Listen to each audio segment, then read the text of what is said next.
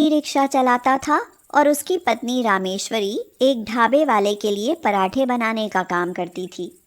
एक दिन दिनेश रिक्शा लेकर जाने लगता है तो रामेश्वरी उसे आवाज़ देते हुए कहती है, सुनो, मुझे चिंकी और चाहत को स्कूल के लिए तैयार करना है। अरे तो कर लो, मैं क्या मना करता हूँ। आप ये पराठे लेते जाओ, रास्ते में वो रंगा सेठ के ढाबे पर देते जाना। ठीक है, ले आओ। दिनेश और रामेश्वरी दोनों पति पत्नी बड़े मेहनती थे और उनकी मेहनत के कारण उनका घर ठीक से चल रहा था। समय पर खाना मिल जाता था और बच्चे भी पढ़ लिख रहे थे। चिंकी और चाहत बेटा, तुम दोनों खूब पढ़ो। अगर पढ़ोगे तो राजाओं के जैसा जीवन जियोगे, समझे? ठीक है माँ, देखना मैं पढ़ लिख कर अफसर बनूंगा। और मैं डॉक्टर बनूंगी माँ। शाबाश मेरे बच्चों, भगवान करे तुम दोनों की इच्छाएं पूरी हों। बेचारे गरीब पति पत्नी दिनेश और रामेश्वरी अपने बच्चों को लेकर न जाने क्या क्या सपने देख रहे थे, मगर होता तो वही है जो ईश्वर चाहता है। ईश्वर कुछ और ही चाह रहा था। एक दिन दिनेश स्टैंड पर रिक्शा लगाकर चाय पीने के लिए जाता है तो अचानक ही एक कार के सामने आ जाता है। कार उसके एक पैर को कुचल कर निकल जाती है। एक आदमी कहता है, अरे अरे, बेचारे दिनेश की टांग जख्मी हो गई। अरे भैया आप देर मत करो भाई, चलो इसे अस्पताल लेकर चलते, खून बहुत बह रहा है। आओ उठाओ इसे। देखिए, इनकी टांग का तुरंत ऑपरेशन करना पड़ेगा, इसीलिए जितनी जल्दी हो सके 50,000 रुपये जमा करा दीजिए। क्या कुछ कम में काम नहीं चल सकता डॉक्टर साहब? बिल्कुल नहीं चल सकता। यह सुनकर बेचारी रामेश्वरी को गहरा सदमा लगता है और उसकी आंखों से आंसू टपकने लगते हैं। वह गहरी चिंता में डूब जाती है और कहती है, अब खड़े पाँव 50,000 कहाँ से लाऊं? अगर नहीं लाऊं तो इनका इलाज कैसे हो? हे भगवान, तू ही कोई राह दिखा। रामेश्वरी खुद से यह कह ही रही थी कि तभी दिनेश उसे अपने पास बुलाकर धीमे स्वर में कहता है, रामेश्वरी, तुम परेशान मत हो, जाओ मेरा ई रिक्शा बेचकर पैसे ले आओ। बड़ी मुश्किल से पेट पर गांठ बांधकर तो रिक्शा खरीदा था, अब वह भी चला गया तो आपके काम का क्या होगा? अब तुम वही करो जो मैंने बोला है, बात की बात में सोचेंगे रामेश्वरी। दिनेश के समझाने पर रामेश्वरी ई रिक्शा बेचकर दिनेश की टांग का ऑपरेशन कराती है और फिर डॉक्टर उसकी टांग पर प्लास्टर चढ़ाने के बाद कहता है, देखिए अब कुछ महीनों तक ये कोई काम नहीं कर पाएंगे। जब तक प्लास्टर नहीं खुलता आप इनका अच्छे से ख्याल रखना। ऑपरेशन के बाद दिनेश काम छोड़कर घर पर बैठ जाता है और घर चलाने की सारी जिम्मेदारी रामेश्वरी के कंधों पर आन पड़ती है। एक दिन वह रंगा सेठ के ढाबे पर पराठे देने के लिए जाती है तो उनके सामने गिड़गिड़ाने लगती है और कहती है, रंगा सेठ, अगर आप कहो तो मैं सुबह शाम दोनों वक्त आपके लिए पराठे बना दिया करूँगी। माफ़ करना रामेश्वरी बहन, हमारे यहाँ पराठे बस सुबह ही चलते हैं, इसीलिए शाम के वक्त पराठे हम नहीं बनवा सकते। ठीक है सेठ, मैं चलती हूँ। यह कहकर रामेश्वरी घर आ जाती है और घर आते ही दिनेश कहता है, रामेश्वरी, मेरी दवा ख़त्म हो गई है, बाज़ार जाकर दवा तो ले आना। आप चिंता मत कीजिए, मैं दवा ले आऊँगी। रामेश्वरी यह कह ही रही होती है कि तभी चिंकी और चाहत कहते हैं, माँ, हमारे स्कूल की फ़ीस भर दो। मैम कह रही थी कि फीस जमा ना करा सको तो स्कूल मत आना। यह सुनकर रामेश्वरी का तो जैसे सिर ही चकराने लगता है। घर में खाने के लाले पड़े हुए थे और ऊपर से पति की दवाइयों और बच्चों की फीस का खर्च बेचारी कैसे पूरा करती। मन तो फूट फूट कर रोने को हो रहा था, मगर फिर न जाने कहाँ से हिम्मत आई कि वह कहने लगी, आज से मैं लाला के पराठे बनाने के साथ साथ कोई मजदूरी भी करूँगी, इसीलिए तुम सबको घबराने की कोई ज़रूरत नहीं। रामेश्वरी, बस एक बार मैं चलने फिरने लग जाऊं, सब ठीक हो जाएगा। आप चलने फिरने भी लगेंगे, बस ज़्यादा परेशान मत होइए। उस दिन के बाद रामेश्वरी सुबह जल्दी उठकर लाला के लिए पराठे बनाती और फिर उन्हें ढाबे में पहुंचाकर सीधे चिनाई के काम में मजदूरी करने निकल जाती।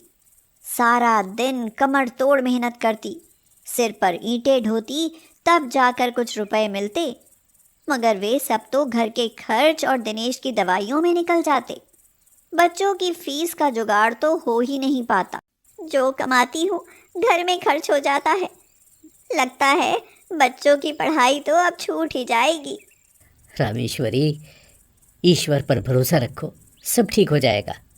रामेश्वरी झल्लाकर बोली, क्या ठीक हो जाएगा जी, मुझे नहीं लगता कि ईश्वर हमारे दिन भी कभी बदलेगा। अरे निराश मत हो रामेश्वरी, हमारे दिन भी ज़रूर बदलेंगे। आज दुख के दिन है, कल सुख के दिन भी ज़रूर आएंगे। दिनेश यह कह ही रहा था कि तभी ढाबे वाला रंगा सेठ उनके घर आता है। रंगा सेठ अपने हाथ में एक पर्चा लिए हुए था और बड़ा ही खुश नजर आ रहा था। रंगा सेठ रामेश्वरी से कहता है, अरे वो रामेश्वरी बहन, खुश हो जाओ, तुम्हारे लिए बहुत बड़ी खबर लेकर आया हूँ। ऐसी क्या खबर है, जरा मैं भी तो सुनूं रंगा सेठ। हमारे शहर में लजीज पराठा कॉन्टेस्ट माने पराठा प्रतियोगिता होने जा रही है। इस प्रतियोगिता में जीतने वाले को पूरा 1 लाख रुपए का इनाम मिलेगा, समझी। मैं चाहता हूँ कि तुम भी अवश्य भाग लो इसमें। यह सुनकर रामेश्वरी रंगा सेठ से कहती है, ऐसी प्रतियोगिता में मुझ गरीब को कौन पूछेगा सेठ, रहने दो। अरे काहे को रहने दूँ, तुम बहुत लजीज पराठे बनाती हो ना, और देखना इस कॉन्टेस्ट को तुम ही जीतोगी। फॉर्म मैंने भर दिया है, बस उस पर हस्ताक्षर कर दो। ना ना, मुझसे ना हो पाएगा, खामखा मेरी बेइज्जती हो जाएगी लाला। रामेश्वरी को यूं निराश होते देख दिनेश को अच्छा नहीं लगता, इसीलिए वह रामेश्वरी को समझाते हुए कहता है, रामेश्वरी, आदमी को कर्म करने से पीछे नहीं हटना चाहिए। कर्म करोगी तो फल भी अवश्य मिलेगा, इसीलिए तुम इस प्रतियोगिता में हिस्सा ज़रूर लोगी। दिनेश के यह समझाने पर रामेश्वरी उस कॉन्टेस्ट में भाग लेने के लिए तैयार हो जाती है, पर उसकी समझ में नहीं आता कि वह कॉन्टेस्ट जीतने के लिए कैसे पराठे बनाए। एक दिन वह चिंकी और चाहत के साथ बाजार जाती है तो वे दोनों पिज़्ज़ा शॉप देखकर पिज़्ज़ा खाने की जिद करने लगते हैं। माँ माँ, मुझे पिज़्ज़ा खाना है। पिज़्ज़ा तो मुझे भी खाना है माँ, दिला दो ना पिज़्ज़ा। अरे चिंकी चाहत, जिद मत करो बच्चों, घर चलो, मैं तुमको पिज़्ज़ा पराठा बनाकर खिलाऊंगी। सच माँ? हाँ बिल्कुल सच बेटा। रामेश्वरी बच्चों को मनाने के लिए यह सब कह तो देती है, मगर फिर मन ही मन सोचती है, मैंने बच्चों को पिज़्ज़ा पराठा बनाने के लिए कह तो दिया, अब बनाऊंगी कैसे? क्या पिज़्ज़ा पराठा बन भी सकता है? क्यों ना बनाकर तो देखूं, हो सकता है बच्चों को पसंद आ जाए। यही सोचकर रामेश्वरी एक दुकान से पिज़्ज़ा बनाने का सामान खरीदती है और फिर घर जाकर पिज़्ज़ा पराठा बनाती है। उसके हाथ से बना पिज़्ज़ा पराठा खाकर बच्चे खुशी से उछलने लगते हैं। चाहत कहता है, अरे माँ, पराठा तो बहुत बढ़िया बना है। ऐसा मज़ा तो पिज़्ज़ा खाने से भी ना आए माँ, जैसा मज़ा तुम्हारे पिज़्ज़ा पराठा खाने में आ गया। जब दिनेश पिज़्ज़ा पराठा चखता है तो वह भी हैरान रह जाता है और रामेश्वरी से कहता है, अरे रामेश्वरी, तुम्हारा पिज़्ज़ा पराठा तो वाकई कमाल का है भाई। मैं तो कहता हूँ कि पराठा प्रतियोगिता में तुम पिज़्ज़ा पराठा ही बनाना, देखना पुरस्कार तुम्हें ही मिलेगा। दिनेश, चिंकी और चाहत के कहने पर रामेश्वरी पराठा प्रतियोगिता में पिज़्ज़ा पराठा ही बनाती है और फिर सभी बड़े बड़े शेफ उसके पिज़्ज़ा पराठा का स्वाद चखकर हैरान रह जाते हैं। वाह, पराठा और पिज़्ज़ा का क्या अनोखा संगम है। ऐसा अमेजिंग पराठा तो वास्तव में काबिले तारीफ है। आज की पराठा प्रतियोगिता की विजेता श्रीमती रामेश्वरी देवी ही हैं। यह कहकर सभी शेफ रामेश्वरी को विजयी घोषित कर देते हैं। यह सुनकर चिंकी और चाहत खुशी से उछलने लगते हैं और रंगा सेठ सीना तान कर कहता है, देखा रामेश्वरी बहन, तुमने हिम्मत, मेहनत और लगन से काम लिया तो सफलता मिली ना। मैं तो कहता हूँ कि तुम पिज़्ज़ा पराठा बनाकर खूब बेचो और खूब तरक्की करो। रंगा सेठ की बात रामेश्वरी को बहुत पसंद आती है और वह खुद पिज़्ज़ा पराठा बनाकर बेचने लगती है। कुछ दिन बाद दिनेश ठीक हो जाता है और फिर दोनों मिलकर पिज़्ज़ा पराठे का काम करते हैं। चिंकी और चाहत अच्छे स्कूल में पढ़ने लगते हैं और कुछ ही सालों में रामेश्वरी और दिनेश एक शानदार पिज़्ज़ा पराठा हट के मालिक बन जाते हैं। अरे भाई लक्ष्मी, क्या है ये? सुबह 1 कप की जगह आधा कप चाय और अब खाने में आधा कटोरी सब्जी, ये सब हो क्या रहा है? यह सब बचत हो रही है जी। कम खाना सेहत के लिए अच्छा होता है और ज्यादा चाय भी तो नुकसान ही करती है ना बाबूजी। सास बहू की ये अनमोल विचार सुनकर महेश दंग ही रह जाता है। कंजूसी को बचत नहीं कहते लक्ष्मी। ढंग से खाए पिएंगे नहीं तो ये शरीर कैसे चलेगा? बाबूजी ठीक कह रहे हैं, खाने पीने में कंजूसी करना ठीक नहीं है। तू चुप कर बेटा, क्या ठीक है और क्या नहीं मैं तुमसे ज्यादा जानती हूँ। हाँ, लक्ष्मी कंजूस थी तो अंजलि महाकंजूस। दोनों सास बहू मसल मसल कर पैसा खर्चती थी और पैसा बचाने के चक्कर में हमेशा उल्टे सीधे काम करती रहती थी। एक एक चीज 100 बार तौल कर और 1000 बार भाव करके खरीदती थी। लक्ष्मी सब्जी वाले से पूछती है, आलू क्या भाव दिए भाई? 50 का 2.5 किलो दिया है। राम राम, इतना महंगा आलू? अरे आलू बेच रहा है या सोना? सही सही भाव लगा ले। कितना आलू लोगी माँ जी? अरे ज्यादा नहीं, बस 4 आलू लूंगी। हैं? 4 आलू? चलो ले लो, 10 रुपए दे दो। ना ना, मैं तो 5 रुपए दूंगी। हाँ। सब्जी वाला लक्ष्मी की कंजूसी देखकर हैरान रह जाता है और उससे 5 रुपए लेकर भगवान से प्रार्थना करता है, हे भगवान, इस धरती पर कैसे कैसे कंजूस पैदा कर दिए तूने। इस बुढ़िया को कुछ अकल देना। गर्मी का मौसम चल रहा था और सबके घरों में दिन रात एसी पंखे चलते थे। लक्ष्मी और अंजलि तो एसी की ठंडी हवा के बारे में सपने में भी नहीं सोचती थी। गर्मी में उन दोनों का हमसफर तो बस पंखा ही था। दोनों पंखे की गर्म हवा को ही कश्मीर की बर्फीली ठंडी हवा समझकर खुश रहती थी। बहू, लोग खाम खा घर में एसी लगवाकर बिजली का बिल बढ़ाते हैं, काम तो पंखे से भी चल सकता है। क्यों, मैं ठीक कहती हूँ ना बहू? आप ठीक कह रही हैं माँ जी। जब पंखे से काम चल जाए तो एसी चलाकर फिजूल में बिजली क्यों जलाना? लक्ष्मी और अंजलि तो अपनी कंजूसी के कारण गर्मी में सड़ने पर भी एसी नहीं चलाती थी, मगर महेश और साहिल इस तरफ जरा भी ध्यान नहीं देते हैं। अचानक महेश के कमरे का एसी बंद होने पर महेश पूछता है, अरे अचानक ही एसी क्यों बंद हो गया? लक्ष्मी, अरे देखो तो इस एसी को क्या हो गया? एसी को कुछ नहीं हुआ जी, एसी मैंने बंद कर दिया है। जब पंखे से काम चल सकता है तो एसी चलाकर बिल क्यों बढ़ाना? अरे चुप कर, एसी दिखाने के लिए नहीं, चलाने के लिए लगाया है। और रही बात बिल की, वो हम भर देंगे, तुम क्यों चिंता करती हो? इधर लक्ष्मी तो उधर अंजलि, दोनों सास बहू को एसी अपनी सोच से कम नहीं लगता था। अरे अंजलि, बहुत गर्मी लग रही है, जरा एसी ऑन कर दो भाई। जब पंखा चल रहा है तो एसी क्यों चलाना? क्यों बेकार में बिजली का बिल बढ़ाने पर तुले हो जी? आराम या सुविधा के लिए ही दिन रात कमाते हैं, तुम बिल की चिंता मत करो। जाओ एसी ऑन करो। एसी ऑन करो, जब भारी भरकम बिल आएगा तब पता चलेगा। एक दिन बिजली कर्मचारी महेश के घर बिजली का बिल लेकर आता है और कहता है, आपका बिजली का बिल। आ गया बिजली का बिल, लाओ दो। अंजलि जैसे ही बिजली का बिल देखती है, हैरानी और परेशानी से चीख उठती है, माँ जी, गजब हो गया माँ जी। अरे ऐसा क्या गजब हो गया? माँ जी, बिजली का बिल आ गया है, पूरे 2000 का बिल है। 2000 का बिल सुनते ही लक्ष्मी के सिर पर तो जैसे पहाड़ ही टूट पड़ता है। बिल पर गुस्सा फोड़ते हुए कहती है, 2000? इतना बिल? बहू, ऐसे तो हमारी कमाई बिल में ही निकल जाएगी। हाँ माँ जी, इसीलिए तो कहती हूँ कि कुछ करना चाहिए। इतना बिल तो हमारी बचत की डिबरी गोल कर देगा माँ जी। पर तेरे ससुर और पति को कुछ समझ आए तभी ना, कौन समझाए उनको?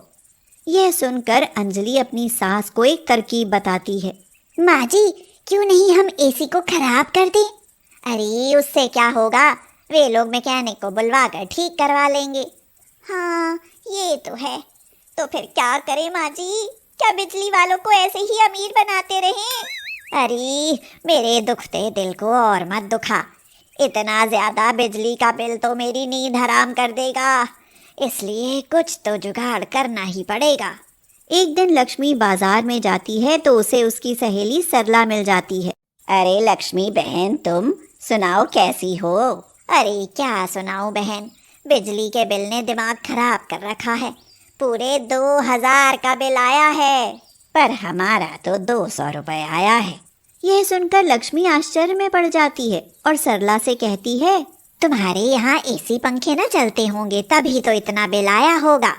2 एसी दिन रात चलते हैं बहन, पर हमने अपने बिजली के मीटर की सेटिंग करा रखी है, इसीलिए इतना कम बिल आता है। मीटर की सेटिंग? यह क्या होती है सरला बहन? अरे यह जानकर तुझे क्या करना है?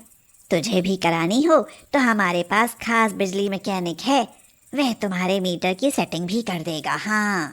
यह सुनकर लक्ष्मी के तन बदन में खुशी की लहर दौड़ जाती है और वह सरला से कहती है, अरे तू उसे आज ही हमारे घर भेज दे, इस काम में जरा भी देर न होनी चाहिए। हाँ ठीक है, भेज देती हूँ।